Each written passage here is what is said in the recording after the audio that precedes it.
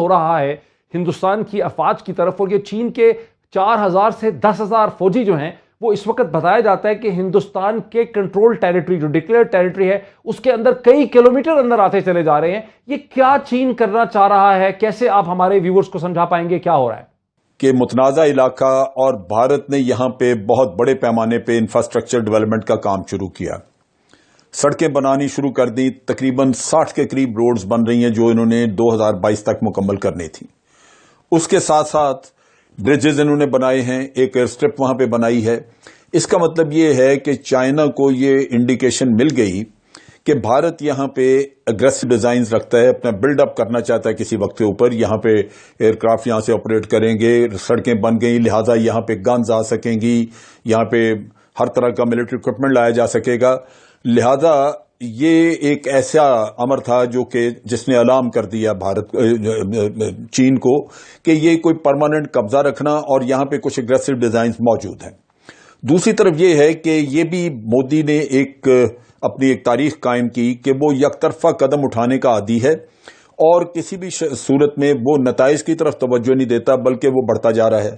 جب آرٹیکل 370 انہوں نے ختم کیا اور یونین ٹیریٹریز بنانے کا اعلان کیا تو لداخ کے بارے میں آپ کو یاد ہوگا کہ چائنا نے بڑا واضح الفاظ میں کہا کہ جناب آپ ہماری سوورنٹی وائلیٹ کر رہے ہیں، لیکن بھارت نے اس کو رد کر دیا. اب اس کے بعد جب سی پیک کا قصہ آیا تو بھارت نے وہاں پہ مسئلہ کھڑا کیا کہ جناب چائنا ہماری سوورنٹی وائلیٹ کر رہا ہے. آپ ڈیم بنانے لگے تو پھر بھارت نے یہ مسئلہ کھڑا کر دیا. سو یہ ایک سلیکٹو قسم کی مورالٹی اور سلیکٹو قسم کی سوورنٹی کا قصہ جب سامنے آیا تو چائنا کو یہ واضح ہو گیا کہ بھارت اپنے معاملے میں تو سوورنٹی کو دیکھتا ہے لیکن دوسروں کی سوورنٹی کو پامال کرنے کے لیے تیار بیٹھا ہے. جس علاقے میں چائنیز آگے آئے ہیں وہاں پہ تیسرا جو ایک پریشان کن وہاں پہ مسئلہ نظر آتا تھا وہ یہ کہ وہاں پہ تقریباً 8 کلومیٹر کے فاصلے پہ اگر ایریل ہم لیں وہاں سے اس کو ماپیں تو تقریباً 8-9 کلومیٹر کے فاصلے پہ کراکورم ہائی وے ہے جو پاکستان کی، جو آپ کہہ لیجئے کہ چین کے ساتھ ہمارا بیسک لنک ہے اور سی پیک آگے بن رہا ہے وہاں پہ. تو ان حالات میں چائنا جو یہاں پہ اتنی بڑی انویسٹمنٹ کر رہا ہے اور ایک اس کو اسٹریٹجک رستہ مل رہا ہے جو وہاں پہ اپنی اگر ساؤتھ چائنا سی میں اس کی آئسولیشن ہو تو اس کو باہر اوپننگ آپ دے رہے ہیں. بالکل صحیح ہے. بھارت کا بڑا امپورٹنٹ پوائنٹ ہے اگر پاکستان کی ٹیریٹری میں کرے نجم الدین شیخ صاحب کو بھی اس میں لانے دیجیے. یہ وہ چیزیں تھیں جو چائنا نے پریمپٹ کیا، ان چیزوں کی وجہ سے چائنا نے پریمپٹ کیا. نجم الدین شیخ صاحب کو بھی میں اس پہ لے آؤں. نجم الدین شیخ صاحب، بعض بھارتی مبصرین کو پاکستان کی سائٹ پہ نہیں انڈیا کے اینالسٹ جو جیسے ہندو اخبار میں یہ تبصرے چھپ رہے ہیں کہ چین جو کچھ کر رہا ہے اس کی اسٹریٹجک ڈائمینشن میں پاکستان بھی انوالوڈ ہے، یہ ایک سرٹن پرو پاکستان قسم کی موو ہے چین کی. آپ کیسے دیکھتے ہیں؟ نہیں دیکھیے، اس کو آپ کو اسی مد نظر میں دیکھنا ہے کہ لداخ میں چین نے پہلے بھی کہا اور پھر کہا کہ صاحب آپ جو چیزیں کرنا چاہ رہے ہیں یہ لائن آف ایکچوئل کنٹرول پہ ہو نہیں سکتی.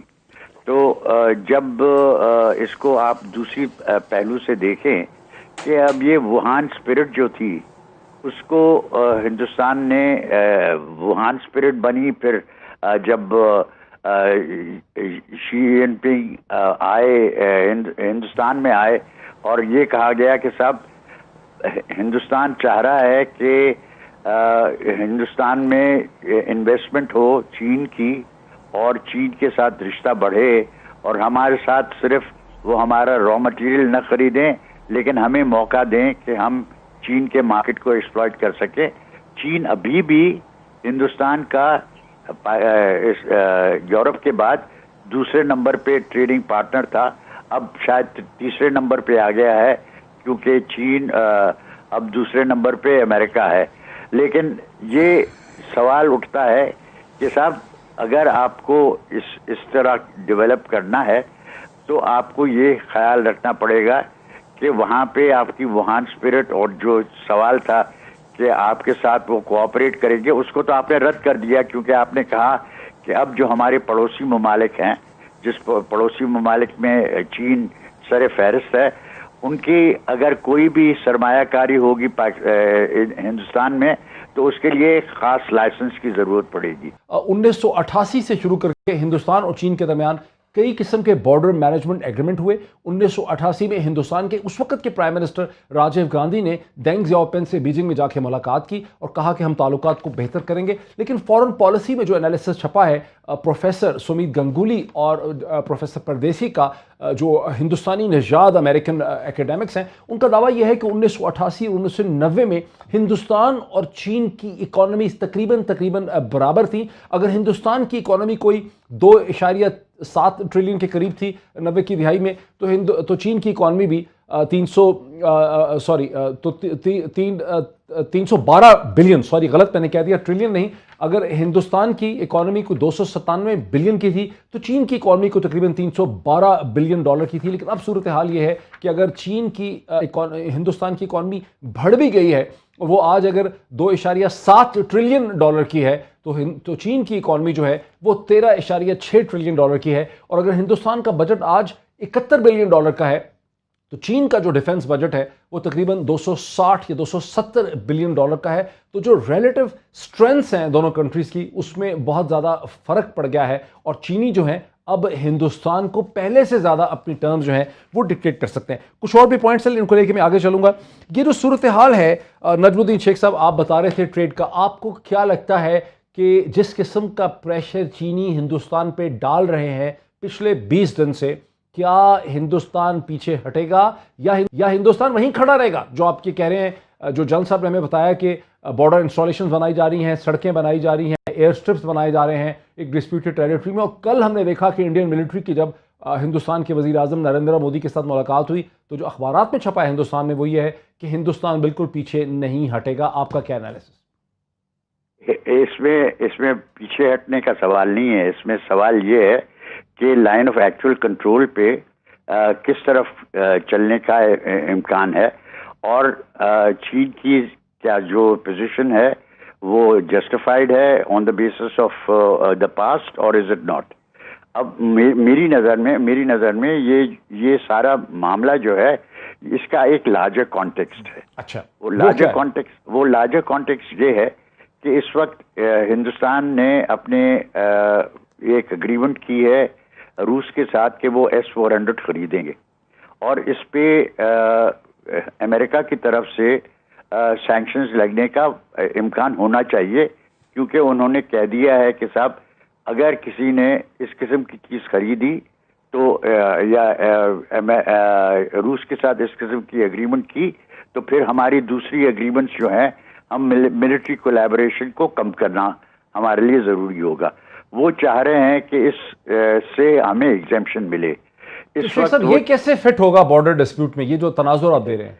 देखिए, मैं आपको कह रहा हूं कि इसको लार्जर कॉन्टेक्स्ट में देखना है कि ये चीन के साथ सिर्फ नहीं है, इसका बड़ा कॉन्टेक्स्ट ये है कि चीन और अमेरिका का रिश्ता किस नौइयत का है, और उसमें किरदार किस नौइयत का हिंदुस्तान प्ले कर सकता है। अब ये लोग कहेंगे कि ये अब मैं ज़रा इसको खींच रहा हूँ, मैं खींच रहा नहीं हूँ। ये इसमें कॉन्टेक्स्ट जो है वो एक बहुत ज़रूरी है कि इसका असर किस नौइयत का पड़ेगा हिंदुस्तान और पाकिस्तान के सिलसिले में। अच्छा, हिंदुस्तान और अमेरिका के सिलसिले में। अमेरिका एक चीज़ चाहता है, अमेरिका चाहता है कि हिंदुस्तान उनके साथ खड़ा रहे और हिंदुस्तान एक बुलवक बने चीन के खिलाफ। ठीक है। अच्छा, इसी पॉइंट पे मुझे जनरल साहब को लाने दें। जनरल साहब, अमेरिका की मगरब की ख्वाहिश तो बहुत रही गुज़िश्ता 15-20 बरस में 9/11 के बाद से कि हिंदुस्तान एक देव की तरह, एक जिन की तरह खड़ा हो जाए चीन के मुकाबले में। अब चीज ये है कि इसमें जहां तक सीपैक को स्टॉल करने का चक्कर था, या अब गिलगित बल्तिस्तान पे अगर कोई निगाह रखी हुई थी, तो उसमें तो अमेरिका की मर्जी शामिल थी। आपको याद होगा कि अमेरिका ने पहले कभी बात नहीं की थी, लेकिन इसके बारे में उन्होंने कहा था कि जनाब ये सीपैक तो गुजर रहा है वहां पे एक मुतनाज़ा इलाके में से। ये आपको जहन में रखना चाहिए कि अमेरिका किसी न किसी शक्ल में इस मामले में इंडिया को सपोर्ट करेगा। Very interesting. लेकिन असल किस्सा ये है कि क्या अमेरिका उसको बाद में यूज कर सकेगा? जहां इंडिया के पांव जो हैं वो लरजने, वो नहीं कर रहे। इंडिया को वो हिस्सा बनाना चाह रहे थे, न्यूजीलैंड, ऑस्ट्रेलिया और वियतनाम वगैरह के साथ मिलकर जो कोलिशन बना रहे थे, उसमें इंडिया को और इंडिया की नेवी बिल्डअप करना चाह रहे थे। मैंने रिसेंट इंटरव्यू सुना जिसमें कि इनके चीफ ऑफ डिफेंस स्टाफ ने कहा کہ ہمیں ایئر کرافٹ کیریئرز اور بڑا کچھ امریکہ بیچنا چاہتا ہے، وہ ہمیں دیکھ رہا اپنی نظر سے، ہمیں اس کی ضرورت نہیں. اس کا مطلب یہ ہے کہ انڈیا یہ نہیں چاہتا کہ وہ امریکہ کا اعلی کار بن کے چائنا کے خلاف جنگ لڑے، کیونکہ چائنا کے ساتھ ان کی سرحدیں ملتی ہیں. امریکہ تو دور بیٹھا ہے، اصل بھگتنے والے ہوں گے Indians. So naturally they are very careful. لہذا وہ امریکہ سے حمایت تو لینا چاہیں گے، لیکن وہ جو کولیشن بنتی نظر آ رہی تھی جس میں کہ وہ اس نیکسس کا حصہ لگتا تھا کہ بننے جا رہے ہیں، وہ نہیں بنیں گے. دوسری طرف یہ ہے کہ